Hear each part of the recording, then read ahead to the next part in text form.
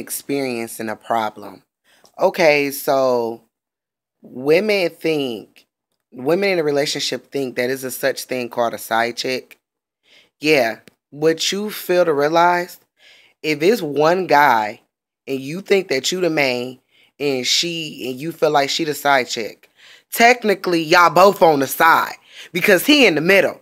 So both of y'all side chicks, for real, for real. So if a guy don't respect you as a woman, then there's no sense of being with that dude.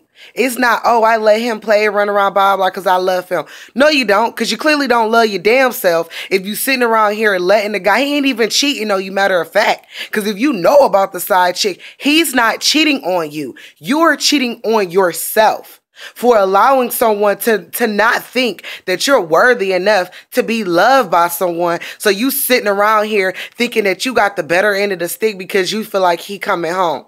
It doesn't matter when he's coming home. What matters is he out there with somebody else, and while he's with that person, that's his home for the time being. Just remember, when you calling that girl a side chick, you technically a side too. It's like a sandwich. Like, you're one piece of the bread, she's one piece of the bread, and he's like the meat, the lettuce, tomatoes, all that. He in the middle. So he is the main dude. Y'all both side chicks. No matter how long, who feels like who been with who the longest. He playing y'all. Stop getting played. Maybe y'all need to listen to some Lil' Kim back in the day.